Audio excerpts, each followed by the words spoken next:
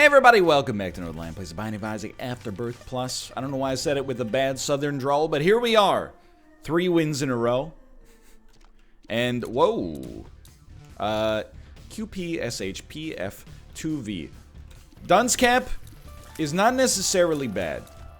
I gotta be honest, I'm not an enormous fan of Rainbow Worm. We might drop that as soon as possible, especially if we can get a better trinket.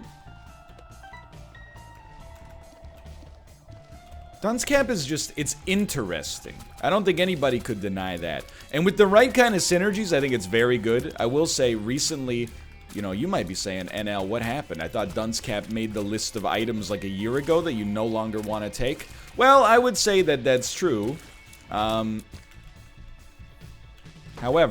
I also don't have a choice. We got it right off the bat today, so, you know, we're stuck with it, and, you know, let's make the best of it, you know? As long as these tiers don't explode, I'm a pretty happy man. Let's see what's going on in here. You always want to see, like, a little Larry Jr. action.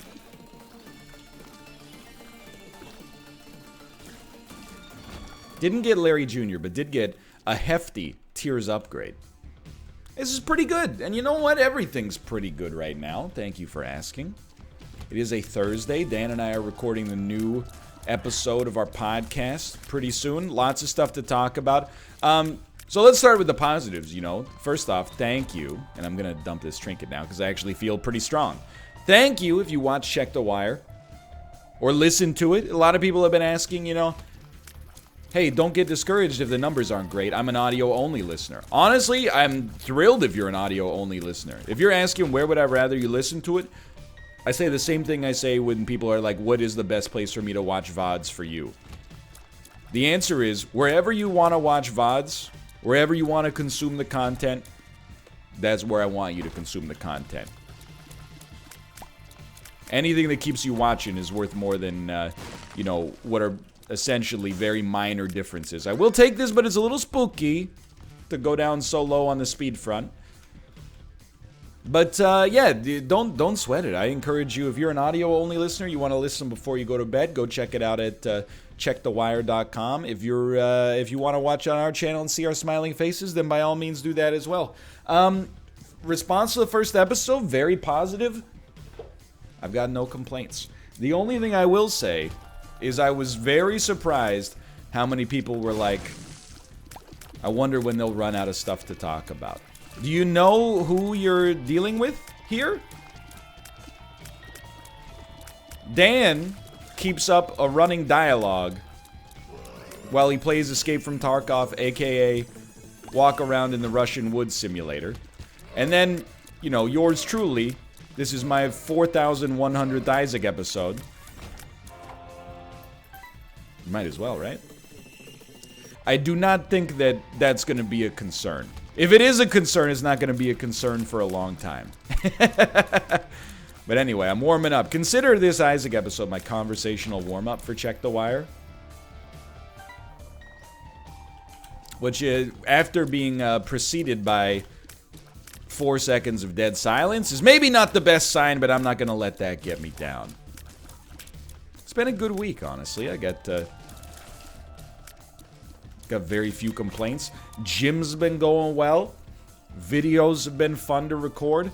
Weather has actually been reasonably good. You know, the 3 horsemen of the apocalypse. AKA the 3 things I do in my life. This is weird. Because of Taurus, we did not see that the visual effect from Unicorn Horn. I had to rely on the music. Luckily, I've played this game a couple of times before, so it was actually not as hard as I would have thought. Let's see what's going on in here. Lots of golden chests so far. We haven't had an opportunity to really do much with them, and we still won't because we're going to go to our item room, but dust them. He did not dust them. Okay, hey, you should take double damage if you land on top of the Unicorn Horn. That's nonsense. I think we lost 1 for that. So we got to be a little careful. I think we're at 1 HP, 2 Spirit Hearts. We can definitely afford to take Incubus, but Should be a little concerned about the spice factor moving onwards here. Just a little bit concerned about the spice factor.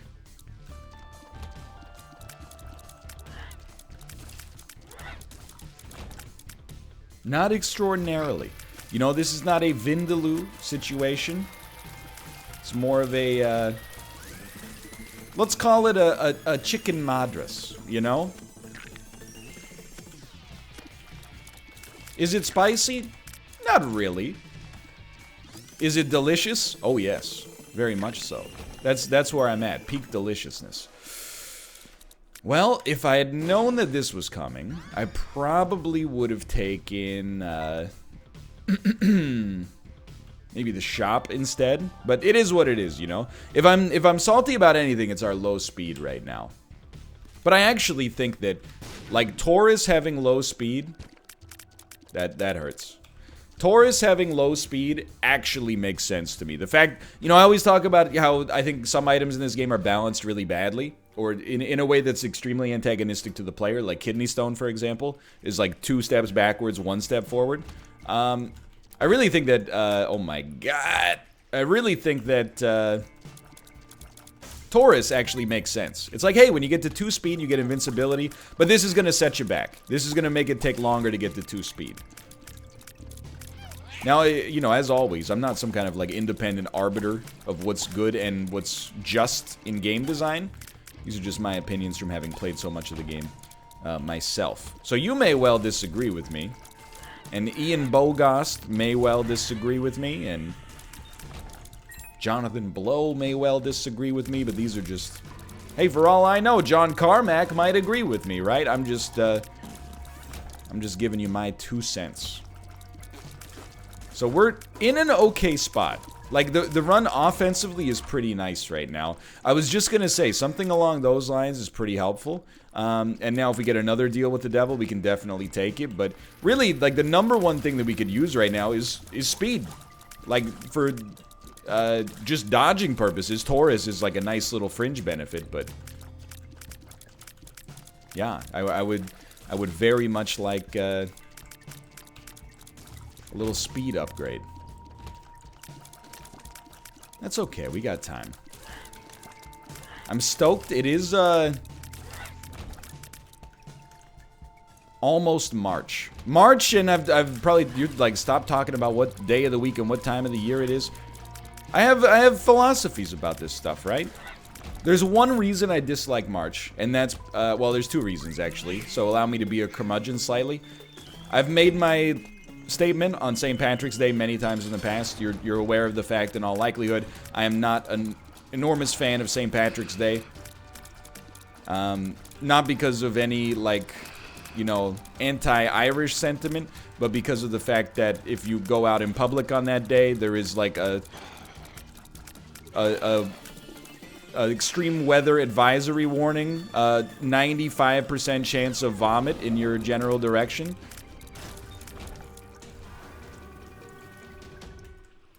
I didn't realize that in elementary school or middle school either. I thought St. Patrick's Day, I was like, it's just a cool holiday where you wear green. No, no, no, no. I mean, yes, but also. It's a holiday where people enjoy perhaps a few too many adult beverages, which is fine as long as you're not inconveniencing anybody else, to be honest with you. But the other reason I don't like March is because of daylight savings time. I can't believe we're talking about daylight savings time again already, but, you know, I don't mind in December, you know, you or maybe it's October now, or November, you fall back, you know, you get an extra hour of sleep. What's the trade-off? Well, you do lose access to the sun, which is unfortunate, but, you know, the sun goes down like an hour early. But at least, you know, every time the sun goes down early, you're like, ah, it might be dark outside, but at least 4 months ago, I got 1 extra hour of sleep. But March, you spring forward, you get a little bit more sun, but you're like, I don't know if this is worth losing 1 hour of sleep once. I guess it definitely is when you consider the effect that, you know, sun has on your life and mood, potentially, but... Apart from that, though, March is really where I start, you know, enjoying life in the city. Yo, let's go. It's actually like I no longer hate being outside. I actually like being outside. Really? Honestly, I'm not picking it up. I'm not picking it up, and it's an act of protest, which means you have to respect it. I refuse to waste my time and become another casualty of society picking that up. Now, give me a key from this. I know we spent our key to get this money, but give me a key from this, and everything falls into place as we get some incredible shop items, potentially. And this is a really, really good run now that we have HP. Deal with the devil on the next floor. And pretty much we're, like, sitting pretty. I will say, everything's been good at the gym, you know, on a little bit of a plateau, but working through it. But I did have perhaps the most egregious gym story that I've had in a long time. Definitely since I went to this new gym. There was another patron at the gym. And the only conclusion that I can draw from this is that she must be recording for, like, I don't know, maybe she has like an online personal trainer, or maybe she has like a fitness, you know, Instagram or something like that. But every set that she did, she filmed herself, which is, you'd be surprised if you don't go to the gym. That's a huge thing now. I wouldn't say like half of people do it, but like a lot of maybe like 1 in 20. I was gonna say 5%. Of people are filming themselves pretty frequently at the gym, in my anecdotal experience, at least here. In a city that I will admit is a little bit obsessed with self-image. But she wasn't just filming herself, she was also shouting out all of the rep numbers during her set. Which was just... You ever, like... here's a good example. We were playing the Game of Life on, you know... Tuesday's Team Unity board game show, and at the end of the Game of Life you have to count up your money. So the number one, like, most impolite thing you can do in that situation is, while everybody else is trying to keep a running tally in their head, you go 10,000, 20,000, 25,000, 125,000, 225,000. And you know, like, you're constant. Everybody else at the gym is trying to keep an internal count from 1 to 10, and then you're like, okay, 1, 2, and then you hear 1, and then you're like 3, 2, and it's very confusing. It's not really, I think this is worth it, to be honest. It's not really a huge deal in the whole scheme of things, I will admit. But I'm always just... I've said this before, and Malf has agreed with me, and I think that we're cut from the same cloth here, maybe because we grew up in the same sort of area, the same sort of, you know, generation. But, like, I think that when I'm outside, like, fully 50% of my brain power is constantly processing how to not inconvenience other people and get in their way. I think that's why it irritates me so much. Now, I'll say, I think, to be honest with you, sometimes I take it a little bit too far. I think that I don't want to say overly polite, but I think, you know, like in public situations, like driving, for example, or like, you know, walking on the sidewalk, I put other people's interests ahead of my own to a disproportionate level. You know, you see someone walking, and you're like, oh, in like 100 feet. What is this? More bad gas. In 100 feet, we may cross paths. I might as well just, like, cross the street right now so I don't bother them. Or, you know, like driving, like, hey, there's a good parking spot. But, oh, if I try to parallel park in that parking spot and I don't get it on the first one, then the person behind me is going to have to wait for literally 6 seconds, which is not a big deal, but feels like a big deal, while I reposition my car to park safely, right? So I think I do take it a little bit too far, but it means that I'm also always baffled with people for whom that level of self-awareness does not exist. Like, I'm self-conscious of the fact that I'm, like, sweating at the gym. Which is really, if you're gonna sweat anywhere, that is where you're supposed to sweat. But in my head, I'm like, oh man, I really hope people aren't like, wow, this guy is really sweaty. But there's nothing I can do about it, so we're just gonna roll with it. But when people are just, like, completely... I don't want to say oblivious, but when they just, like, don't care... I'm just gonna be honest with you. In a way, I'm almost, like, admirant, if that makes sense. Like, I look at it and I'm like, you know, teach me. How do you do that? But also, like, don't, because, you know, it's, like, pretty rude.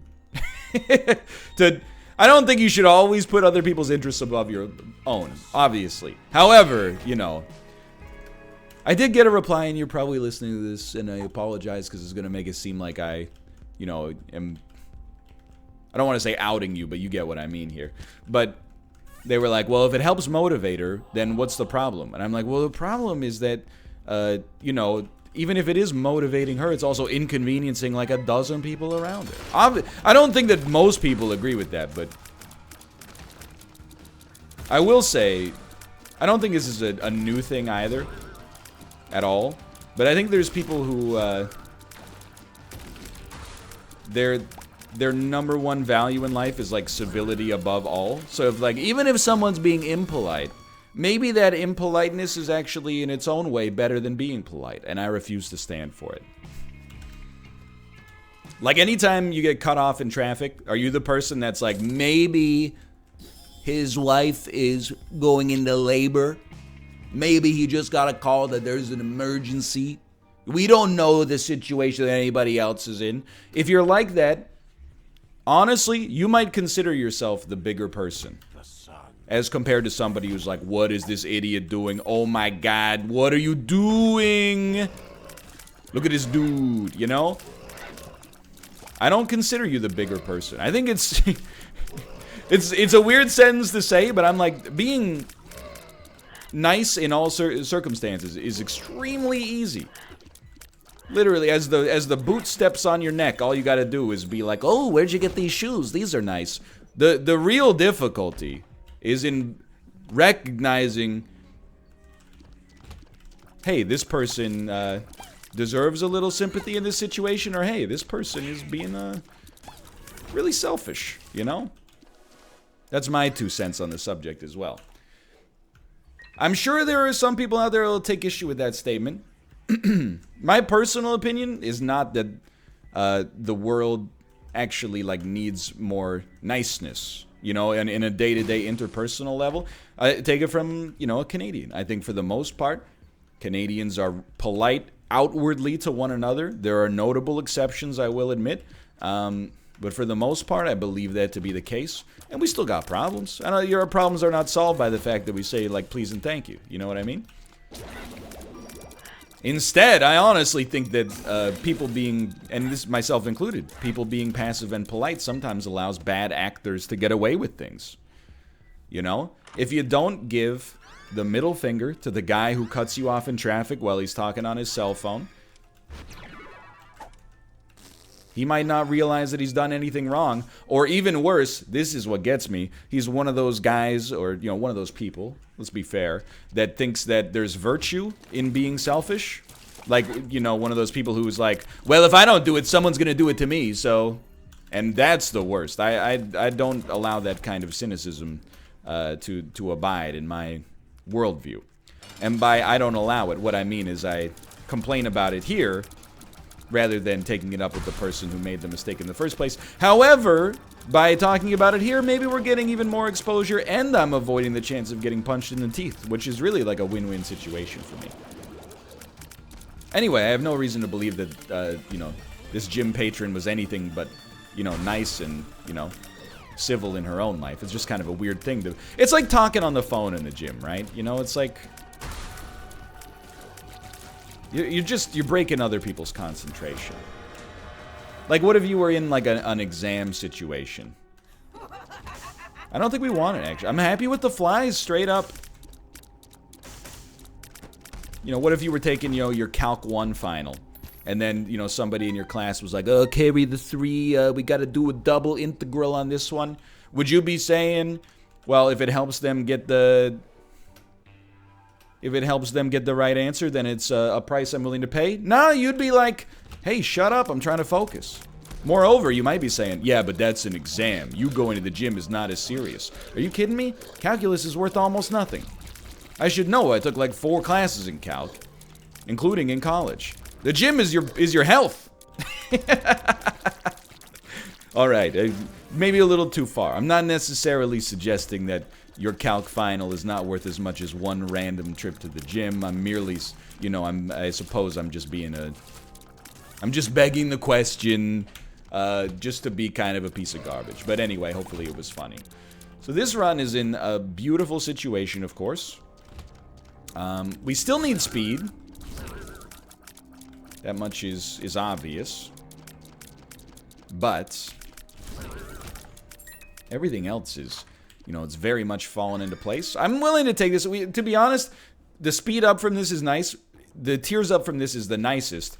We do lose, you know, 25% damage, which is, I don't want to say unacceptable, but pretty bad. But the idea is that, you know, hopefully we'll find the means to get more damage in the future. Plus, you know, we have Bookworm, Dunce Cap, and Incubus. So we're kind of like, our 5 rate of fire is really more like a, I don't know, like a 1.25 or something. And we're going to stick with Guppy's Head. You might be like, Guppy's Head is boring. I disagree, for one. Secondly, I kind of need offense. As much offense as is possible.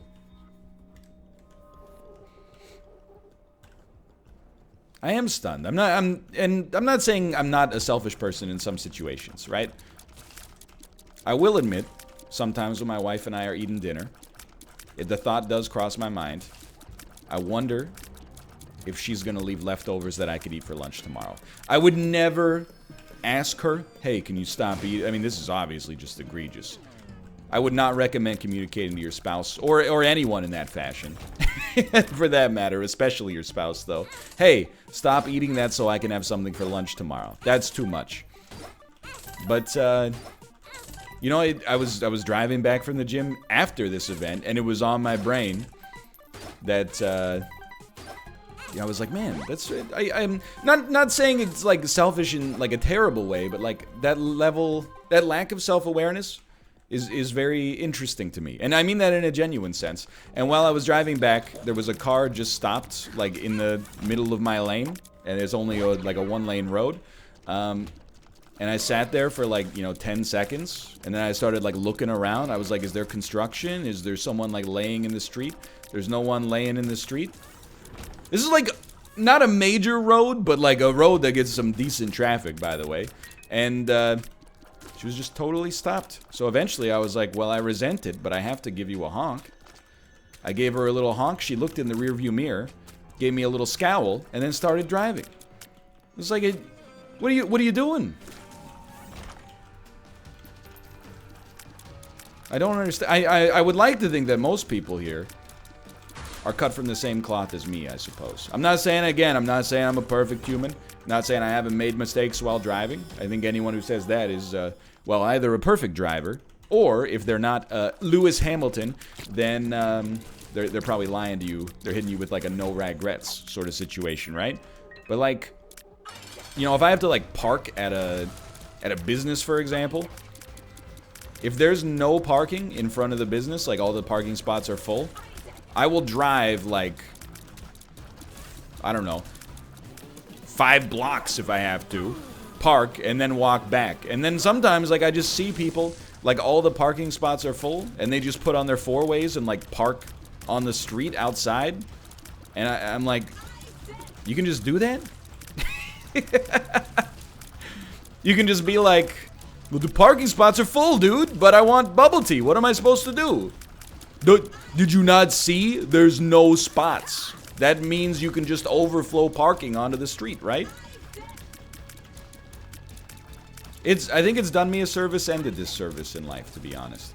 The service that it's done me is that I think that, you know, it's beyond, believe it or not, despite the amount I've complained in this video, I'm a likable guy to some extent, at least. I think part of the reason for that is because of the fact that, you know, I do put others' interests, not always ahead of mine, but I always consider them, you know?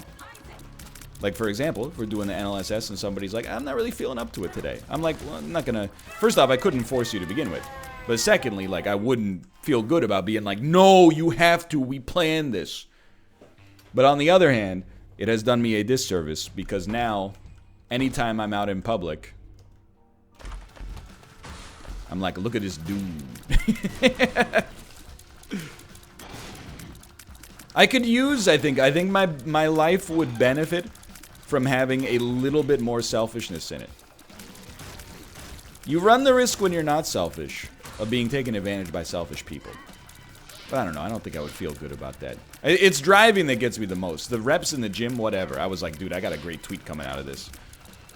But it's the driving that gets me.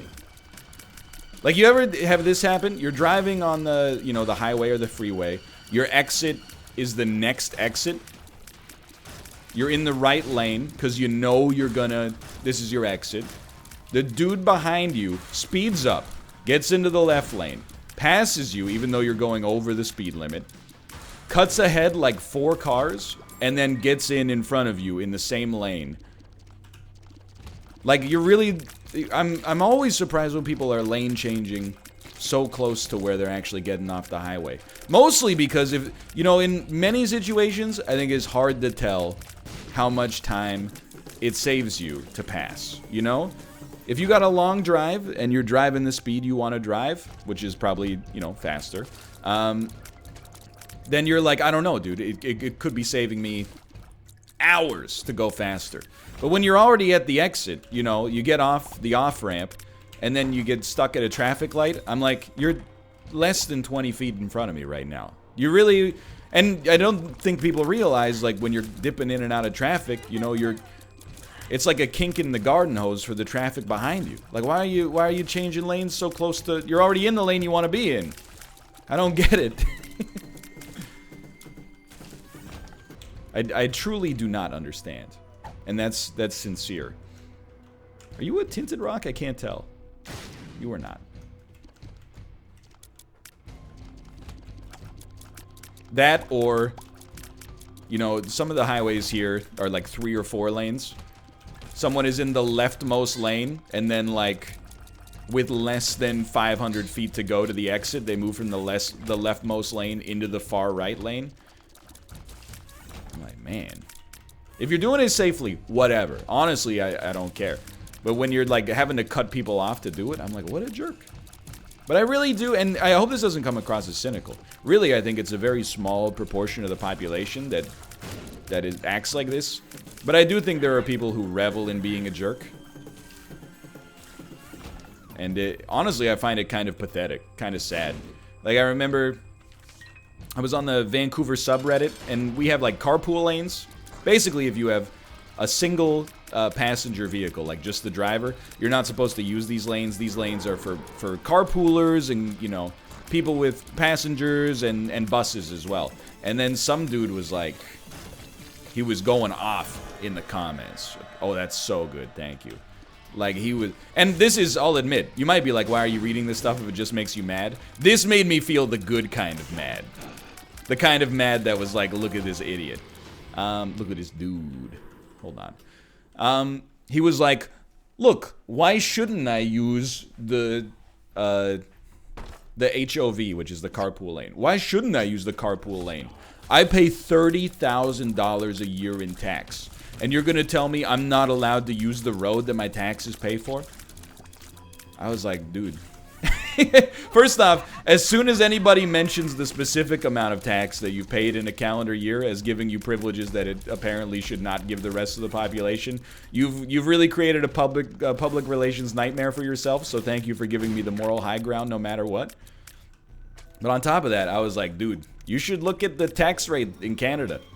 Paying $30,000 a year in tax in Canada does not necessarily make you the baller you seem to think it does. I'm not saying that doesn't mean you're not doing well for yourself. I'm just saying, if you were trying to dazzle people, you know, that I don't think you're gonna accomplish the that objective with that task or with that feedback right there.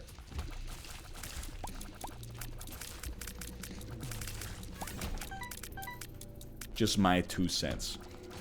I will say, though, I always find it funny, like, you can use the carpool lane if you have 2 people in your car, and I'm like, man, this is made for me. I very, very rarely drive without my wife in the car. I've famously said on my show on myriad occasion, no restaurant on earth tastes as good as the restaurant that's within walking distance to your home. I drive for like 2 reasons. I drive to the gym, and then I drive when my wife is like, hey, do you want to go get like some real Korean food in Lougheed, which is a suburb of Vancouver, basically. And I'm like, yeah, that sounds nice. Now, the sad irony is, A, the Korean food is delicious. That's not sad. That's just amazing. But by driving to Lougheed, which, you know, from Vancouver proper is like 15 to 30 minutes, depending on traffic, by burning up all that gasoline, I'm ashamed to say, you also save like $10 per person on your meal. It's from a fiduciary standpoint, it's a value play. That's city living. Anyway, I don't know. I'm just like, it's not that hard. Just, you know, consider other people's interest. I always, anybody, I'm not gonna say anybody else, because I'm sure most other people are like this. I encounter other people like this on the sidewalk all the time, where you're walking. I'm dumb. You know you're gonna get in each other's way, so they move one way, you move the same way, and then you're like, okay, now, like, blah, blah. And then, I had this situation actually, like, a month ago. I forgot to mention it. But it was a good one. Me and this dude did that same thing. We did the polite shuffle over and over. And then eventually, we both just stood there. And then he, like, pivoted his body 90 degrees and said, you go. And I said, thank you, I'm sorry. Which is the ultimate Canadian interaction. To both thank somebody and apologize for their need to be so considerate. See, that's, it's not that hard. Some other people, I see it, they walk like 5 abreast on the street. And they got their mean mugs on. You know, like they're walking around looking hard. You look, because they're taking up the whole sidewalk. You're like, are these guys going to give me room? No? Okay, I'll tell you. I allow myself to be bodied in that situation. I'll go step on the grass. I'll wait for them to pass. On the one hand, I think, you know, on a, you know, the caveman logic of the situation is like, screw that, dude. But I also wonder... Look, I am a man, okay? So don't be too mad at what I'm about to say. But I do wonder sometimes how much the crime rate would fall if you filtered out crimes that were committed while under the influence of alcohol, and also crimes that were committed due to an assault on male ego. I feel like that's the, like, by far the most common reason that people get into fights. Is like, hey, I had a couple of brews in me, and then a dude bumped into me and didn't apologize within 45 seconds. So we got into a fist fight. One of his buddies got punched in the back of the head, and now he's, like, you know, dead. I'm not saying it should be illegal, but that's what I always think about, you know, is like, you know, on some level, I think there's the idea that, like, oh, I'm not gonna let anybody, you know, disrespect me in public. I'm like, dude, first off, you can disrespect me in public all you want. I pay $30,000 a year in taxes, so... Really? I can do whatever I want, basically? That's just the wild card. I'm capable of anything. I'm above the law. I put my compostables in the recycling. The rules don't apply to me. Yo, cracked crown, though. Justice. Secondly, I'm like, you know, when I was younger, I've never really been in a fight, to be honest. But when I was younger, there's sometimes... You know, you get into a little chirping match. Hey, buddy. You know? I've been in those before. Not for a long, long time. And the reason is, first off, it doesn't really... I guess here's what gets me. When people are, like, you know, light disrespect in public, like not moving out of the way for people that are walking, the only reason it actually bothers me on any level is because I think, in my head, I'm like, that should bother me. And if it doesn't actually bother me, that's a sign that I have, like, oh, low self-esteem or something like that. What I think it actually is instead is, like, an awareness and perspective of the fact that, you know, somebody being lightly disrespectful to you in public because they're ignorant is not a good reason to you know, get in a fight, get hurt, or get like an assault charge over. So that's why I said, like, I wonder what percentage, particularly of, like, you know, fight charges. I don't know, I guess that's assault, but I don't want to say, because some assaults are, you know, different than that. But I wonder what percentage of assaults are, like, two dudes, slightly intoxicated, felt that there was a mild amount of disrespect, but decided, hey, this isn't worth talking it out. I'd rather just wait for him to turn around and then punch him in the back of the neck. I think it's a lot. I honestly think it's a lot. So we will take Shoop the Whoop here. I wish that it weren't, but I bet it's... I'm not going to say it's more than half, but... I'm pretty confident there's a decent number. So this whole episode has just been about politeness. You can live your life however you want, honestly. That's the other thing sometimes. I'm like... Sometimes I get the vibe from people that, like, cut you off in traffic, that they think that you're, like, sitting behind them in traffic, and you're going, that guy beat me. That guy got in front of me with his incredible driving skills. I'm so mad that he's ahead of me. That's, like, the only reason I'm mad, and I am mad, like, just about every time I get super cut off in traffic, but the only reason I'm actually mad is because I'm like, hey, to get 3 feet in front of me, you almost made our cars collide. That's the reason I'm mad. I'm not like, oh no, that Mario Andretti, he's such a good driver, he's gonna get to the Whole Foods before me. Anyway, that's my 2 cents on the subject. Definitely do not count out your reps loudly in the gym. That's a little, I don't know, it's just inconsiderate, honestly. I mean, just in general, in most public places, you shouldn't be talking to yourself. There are not too many I mean, like, if you're on, to be honest, you might think that I'm a real stickler for social norms. I'm really not. There's just a couple. Like, you know, people talking on the cell phone in, like, in a restaurant or on the bus or something like that doesn't bother me at all. People listening to, like, music on their phone speaker on the bus, I wouldn't say it bothers me, but I am like, dude, just get a, like, $5 pair of earbuds or something like that. Even if the sound quality is terrible, it's much better than just blasting it from your speaker. You know, everybody, you know, we all have our own headphones in to begin with, so I don't have to listen to whatever you're listening to. I'm mostly just like, why? You really think the song is that good? I mean, is it on contraband by Men at Work? If not, then it's probably not that good. Just my 2 cents. I'm really only severely annoyed by contravention of social norms when it also puts my safety into question. Like, you know, being cut off in traffic, or, you know, this person's talking on their cell phone, this person didn't check their... Mostly just driving stuff. Anyway, hold on. Be destroyed. You're dead. Your ashes will scatter to the earth. You will be no more. A little bit of a lazy fight at the end, but we made it happen no matter what. For now, thanks for watching. I hope you enjoyed it. If you did, click the like button. If you did, a great deal. Of course, subscribe if you want to see more in the future. For now, thanks for watching. I'll see you next time. See ya!